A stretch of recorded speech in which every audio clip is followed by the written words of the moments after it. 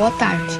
Nesse segmento da Visão Libertária, vamos ao artigo sugerido e escrito por P. Vitor e narrado por Dagny Taggart. Existem certas situações para lá de polêmicas, principalmente por se tratar de um senhor de idade, que a visão com foco na liberdade traz uma verdade incômoda. A trupe de jumentos de Dorian Land, TJ de São Paulo, condenou a Crefisa pela conduta imprópria de ter cobrado juros anuais de 1.050,78% de um cliente de 86 anos. A empresa de crédito pessoal terá de pagar indenização de 10 mil ao idoso, além de devolver em dobro os valores cobrados acima da média do mercado. Nessa história, há duas verdades incômodas. O juro é de fato alto e em contrato privado o Estado não deve se meter, como em qualquer outra coisa. É ponto pacífico que todos ficamos tristes pelo idoso ter de pagar um altíssimo juro em seu empréstimo. E convenhamos, mais de 1000% de juros anuais não é algo razoável dentro do mercado. Mas por mais que a situação não seja bela, a situação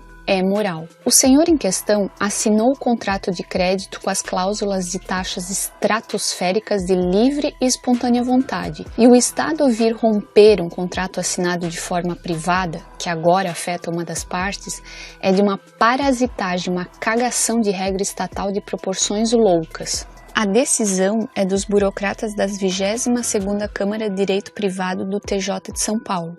Fato curioso e cômico, o nome do órgão é Direito Privado. O problema, se é que ele existe, é privado, mas a decisão cabe a meia dúzia de asseclas estatais. Trata-se de mais uma aberração dos juspositivistas que dividem o direito em duas partes.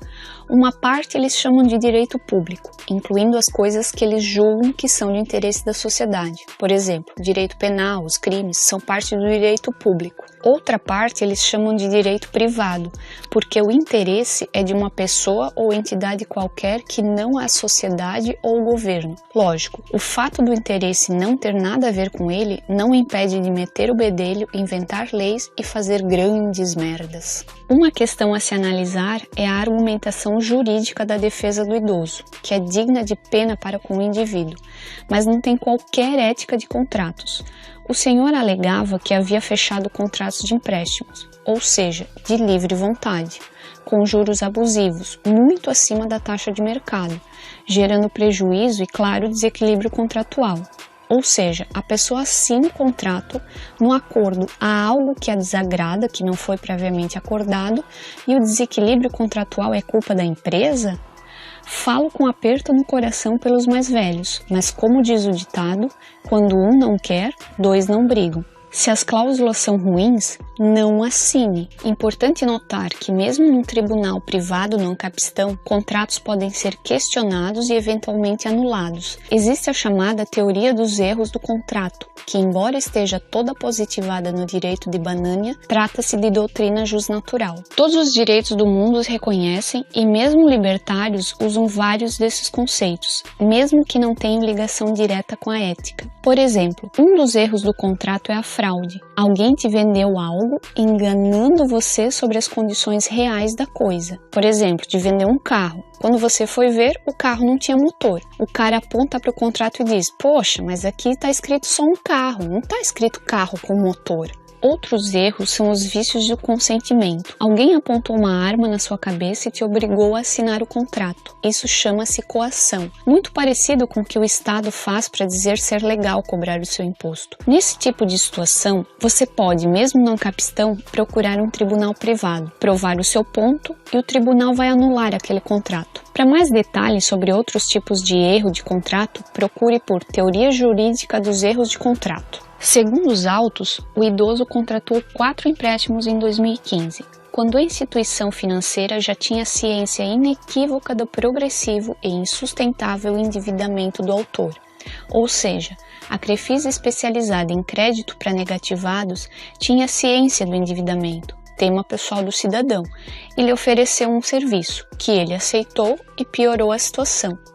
Essa situação é o mesmo que estar doente, comprar remédio para a doença errada, agravar o quadro e reclamar com a empresa farmacêutica. Repare que isso não cai em nenhum erro de contrato. Ninguém obrigou o senhor a nada. Ele não foi enganado sobre nada.